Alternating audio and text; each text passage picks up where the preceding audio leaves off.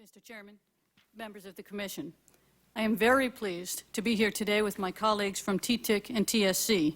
The fact that we are three testifying here together highlights the unprecedented level of cooperation among U.S. government agencies aimed at improving border security through enhanced information sharing, and the fact that we are using new approaches to border security to keep ahead of the changing threat to our national security.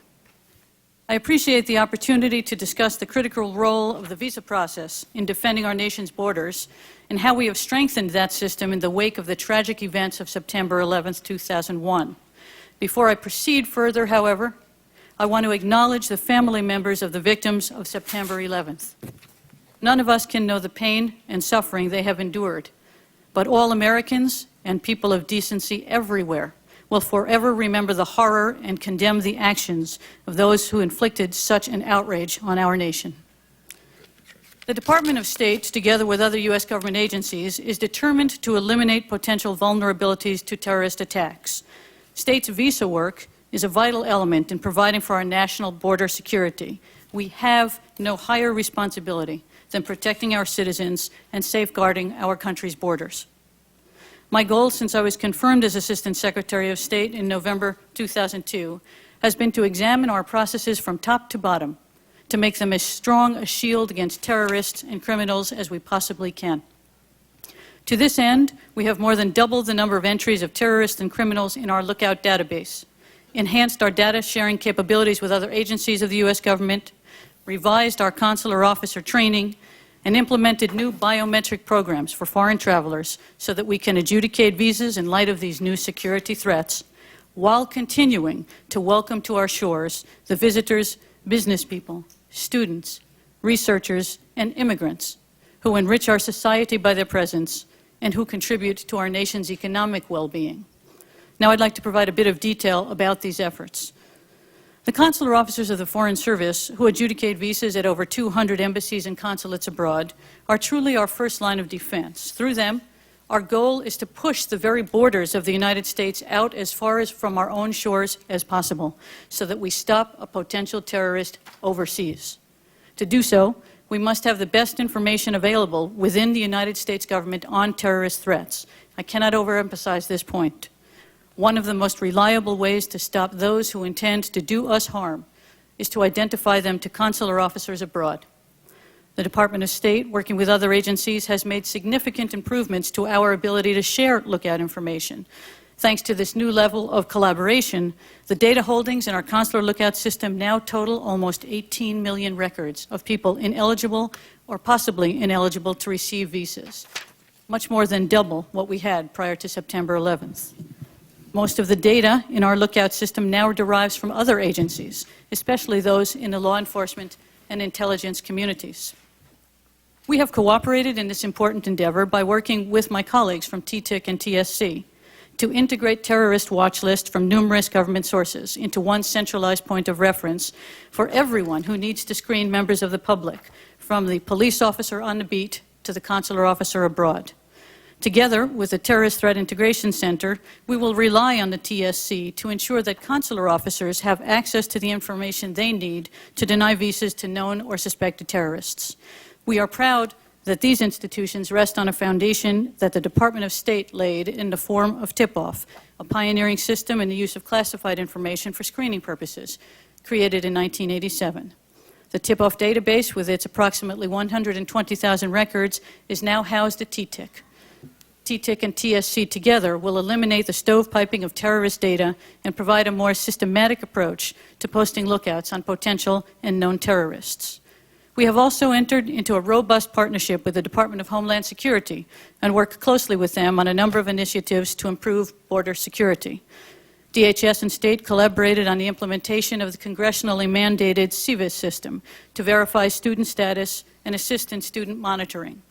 We have strengthened procedures following revocation of a visa by state to ensure timely notice to the DHS lookout systems. We are currently engaged with DHS in implementing a biometrics program to track the entry and exit of foreign visitors by using electronically scanned fingerprints. Secretaries Powell and Ridge signed a memorandum of understanding in September of 2003, which sets the terms under which officers of the two departments will work together in the visa process. We at the Bureau of Consular Affairs have undertaken a systematic review of the visa process since September 11th to identify and eliminate vulnerabilities in the system. Our overriding goal has been to provide consular officers with the very best tools and the best training possible. We have made major changes in the consular training course by adding 4 security counterterrorism sessions since 2001, 2 of which deal specifically with counterterrorism. The third is a session provided by diplomatic security on visa fraud and malfeasance, and the 4th session teaches consular officers how to apply the terrorism provisions of the Immigration and Nationality Act. To improve interviewing and deception detection techniques, we contracted outside interviewing experts to develop training specifically designed for consular officers. Together, we developed a module on analytic interviewing, which was introduced last November. Our goal is to provide new consular officers with the best tools available as they begin their critical roles in protecting U.S. border security. The interviewing course is also being taught at the Consular Leadership Development courses, which we conduct each year around the world, and in the Advanced Consular course here in Washington to train our mid- and senior-level officers as well. After more than a decade of doing more with less, when the increasing workload outstripped our resources, we are now hiring well above attrition thanks to Secretary Powell's Diplomatic Readiness Initiative. The Department is establishing 161 new consular officer positions for FY04 and is requesting 123 more for 2005. These additional positions will give us the ground troops necessary to staff our first line of defense. We have established a new worldwide standard for visa interviewing policy to comply with a congressional mandate that we collect biometric identifiers and include such in the non-immigrant visa. We have implemented new regulations requiring that most visa applicants appear for an interview. The following month, we began deployment of a congressionally mandated biometric program at posts abroad to collect electronically scanned fingerprints of all visa applicants. These fingerprints will be matched against the Department of Homeland Security's fingerprint database known as IDENT. In fact, we are already successfully doing so in 3 posts and will continue to bring online even more posts just as quickly as we can. When visa travelers enter the United States, their identity will be verified through DHS's U.S. Visit program. We are now collecting fingerprints at 55 posts overseas. All visa adjudicating posts will be online and collecting biometrics by the congressionally mandated deadline of October 26, 2004. Just as we are committed to the most secure visa adjudication process and documentation, the same holds true for what I consider to be the world's most valuable document, the U.S. passport. We recently completed the system-wide introduction of the photo-digitized process for passports. We then moved the production of passports issued abroad to our U.S. domestic production facilities to take advantage of the significant security improvements embodied in what we call the photo-dig process. We are planning to introduce a new contactless chip passport to strengthen our ability to link the authorized bearer of a passport and its user. The Department has also proposed implementing a travel document requirement for U.S. citizens traveling to those parts of the Western Hemisphere where a passport is currently not required.